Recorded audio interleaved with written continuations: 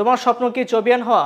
পাহাড় ঘেরা campus, Chattogram campus, শাটলটেনো ক্যাম্পাস। সো তোমার জন্য কিন্তু এই ভিডিওটি। সো আজকের এই ভিডিওতে চট্টগ্রাম বিশ্ববিদ্যালয়ের A to Z সার্কুলার, কতটি আসন, মানবন্টন কেমন হবে, এক্সাম কবে হবে এবং আমি কীভাবে আবেদন করবো তা থাকবে এই ভিডিওতে। সো শুরু করছি আজকের এই ভিডিওটি। প্রথমত চট্টগ্রাম বিশ্ববিদ্যালয়ের এবছরে আমাদের যে আবেদনটা কবে শুরু হচ্ছে, কবে শেষ হবে এবং কীভাবে আবেদন করব সেটা আমি ক্লিয়ার করতেছি। চট্টগ্রাম বিশ্ববিদ্যালয়ের এবছরের যে আবেদনটা সেটা শুরু হয়ে গেছে 3 জানুয়ারি থেকে এবং আবেদন শেষ হবে 15 জানুয়ারি এবং সেখানে আমাদের আবেদন ফিটা হচ্ছে 1000 টাকা।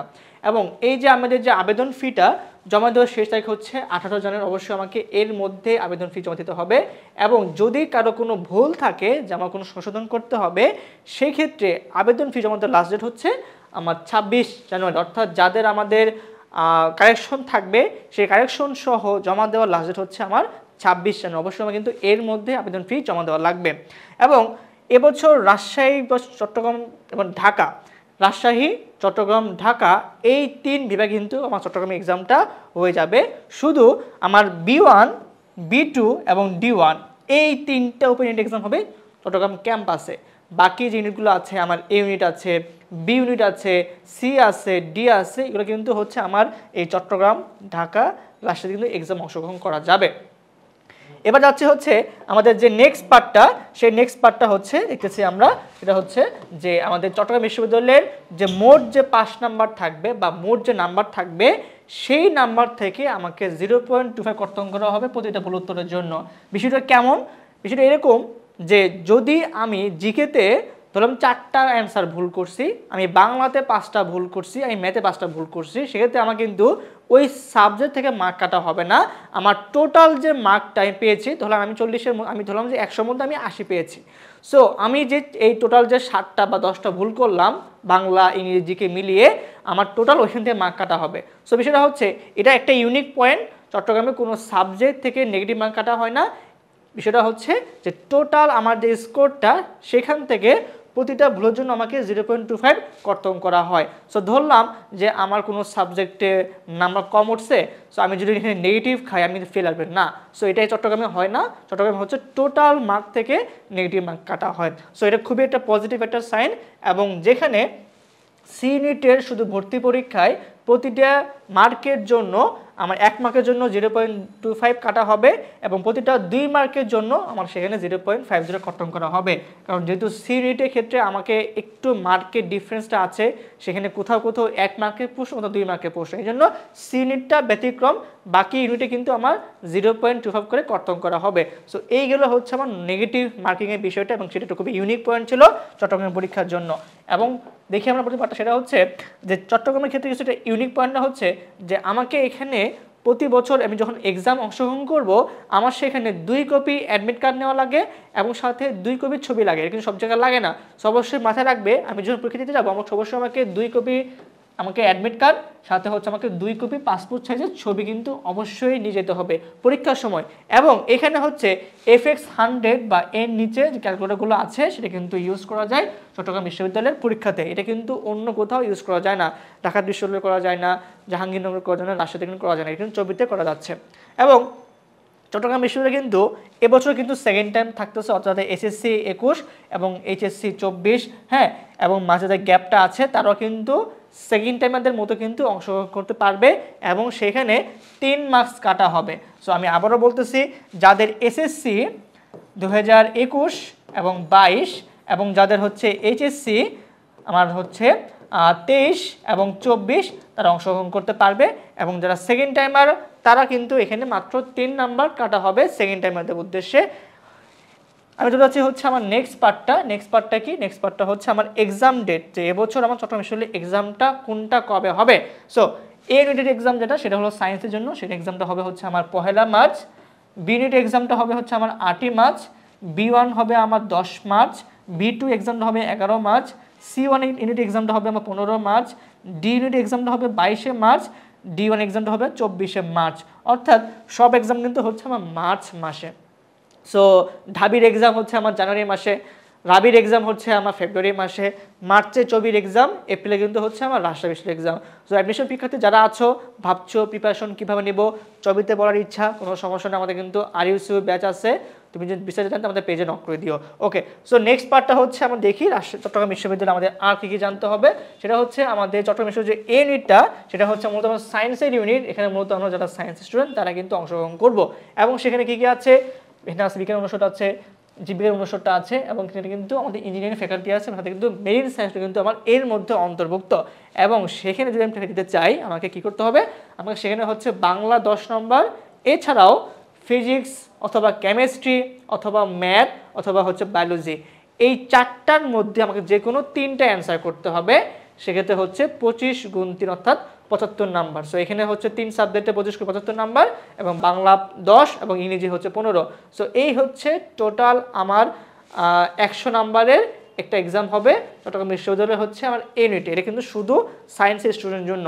ওকে, সো নেক্সট পার্টটা হলো চট্টগ্রাম বিশ্ববিদ্যালয়ের বি ইউনিট। সেখানে মূলত হচ্ছে আমাদের 896টা সিট আছে, এবং এটা কিন্তু সবার জন্য উন্মুক্ত, বিজ্ঞান বাণিজ্য সবার জন্য। এবং সেখানে আমি যদি দেখি যে যোগ্যতা কত, মানবিক থেকে যারা কিনা আসছে তাদের ক্ষেত্রে হচ্ছে আমার ইন্ডিভিজুয়াল লাগবে 3, মোট লাগবে হচ্ছে আমার 7, এবং যারা আমরা কমার্সে অথবা যারা সায়েন্সে তাদের ক্ষেত্রে লাগবে মোট লাগবে হচ্ছে 7.50, ইন্ডিভিজুয়াল লাগবে হলো 3.5। সো যারা আমরা মানবিক থেকে স্টুডেন্ট আছি তাদের ক্ষেত্রে আমার ইন্ডিভিজুয়াল লাগবে হচ্ছে 3, মোট লাগবে হচ্ছে 7। যারা হচ্ছে আমার সায়েন্স বা কমার্স তাদের ইন্ডিভিজুয়াল লাগবে 3.5 করে, মোট লাগবে হচ্ছে 7.5 জিপিএ। সো যাদের এই জিপিএ আছে তারা কিন্তু হচ্ছে আমরা চবিতে অ্যাপ্লাই করতে পারবো।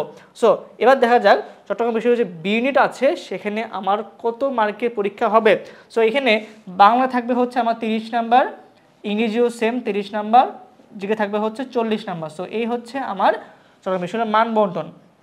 তবে সেখানে কিন্তু কিছু শর্ত দেওয়া আছে, সাবজেক্ট ওয়াইজ কন্ডিশন দেওয়া আছে। যেমন সেখানে হচ্ছে 5 নাম্বার 40, ঠিক আছে, তবে প্রত্যেকটা সাবজেক্ট কিছু শর্ত দেওয়া আছে। যেমন সেখানে হচ্ছে আমাকে বাংলাতে কোথাও কোথাও 15 অ্যাটলিস্ট পাইতে হবে, কোথাও 16 পাইতে হবে।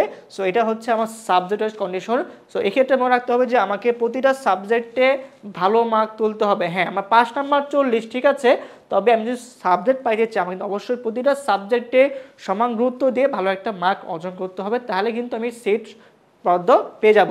সো এবার দেখে হচ্ছে আমি চট্টগ্রাম বিশ্ববিদ্যালয়ের সি ইউনিটটা, যে সি ইউনিটটা কিন্তু মূলত আমার অনেকটা ডিউর আইবি এর প্যাটার্নের কোশ্চেন করে থাকে, এবং যেখানে কিন্তু হচ্ছে আমার বিজ্ঞান বাণিজ্য মানবিক সবাই অংশগ্রহণ করতে পারবে। এবং সেখানে মোট সিট হচ্ছে 640টা, এবং সেখানে বাণিজ্য মানবিক থেকে যাদের কিনা জিপিএ আছে 3.5 করে, মোট জিপিএ 7.5, তারা সেখানে অংশগ্রহণ করতে পারবে। এবং বিজ্ঞান থেকে যাদের ন্যূনতম জিপিএ হচ্ছে 3.5 করে, মোট হচ্ছে 8, তারা কিনা সিইউতে এক্সাম দিতে পারবে, সিইউ এর সি ইউনিট। সো এই যে সি ইউনিটটা এটা কিন্তু টোটালি ব্যতিক্রম একটা ইউনিট, সেখানে কিন্তু যে কোশ্চেন প্যাটার্নটা সেটা কিন্তু ডিফারেন্স, এবং এটার জন্য কিন্তু আমাদের সিইউসির একটা কোর্স আছে যার সাথে সম্পৃক্ত হচ্ছে জেউ কোর্স। সো জেউ এবং সিইউ কিন্তু সম্পৃক্ত। ওকে, সো এই যে সিইউসি সেখানে হচ্ছে আমাদের ইংরেজি ভাষার দক্ষতা এবং যোগ্যতা সেখান থেকে 40 নাম্বার, এবং সেখানে আরও ভাগ আছে লিসেনিং, স্পিকিং, রাইটিং। সো তারপরে হচ্ছে আইকিউ, যেখানে মার্ক থাকে হচ্ছে 30 নাম্বার। এটা কোশ্চেনটা কিন্তু হয় আমার ইংলিশ ভার্সনে, এবং সাথে হচ্ছে সমস্যার সমাধান দক্ষতা, এটা হচ্ছে অনেকটা ম্যাথের মতো। এই মার্কটা হলো 30 নাম্বার, এবং চাইলে এই ম্যাথটা বাংলাতেও অ্যান্সার করা যায়, ইংলিশেও করা যায়। এবং যেখানে 5 নাম্বার 40, তবে ওই যে বিষয় মাথায় রাখতে হবে যে যদি আমি সাবজেক্ট পাইতে চাই অবশ্যই কিন্তু আমাকে প্রতিটা সাবজেক্টের ভালো একটা মার্ক তুলতে হবে, তাহলে আমার কিন্তু শুধু পাসই করবো, আমার কিন্তু সাবজেক্ট আসবে না। সো এই জন্য আমাকে পাস মার্কটাও তুলতে হবে, আমার কিন্তু ভালো একটা মার্কও তুলতে হবে। সো এই ছিল হচ্ছে চট্টগ্রাম বিশ্ববিদ্যালয়ের সি ইউনিটের মানবন্টন এবং হচ্ছে কন্ডিশনটা। এবার আসা যাক হলো ডি ইউনিটটা। সো ডি ইউনিটটা হলো সবার একটা ড্রিম ইউনিট, চট্টগ্রাম বিশ্ববিদ্যালয় ডি ইউনিট, কারণ এখানে আমাদের ল আছে।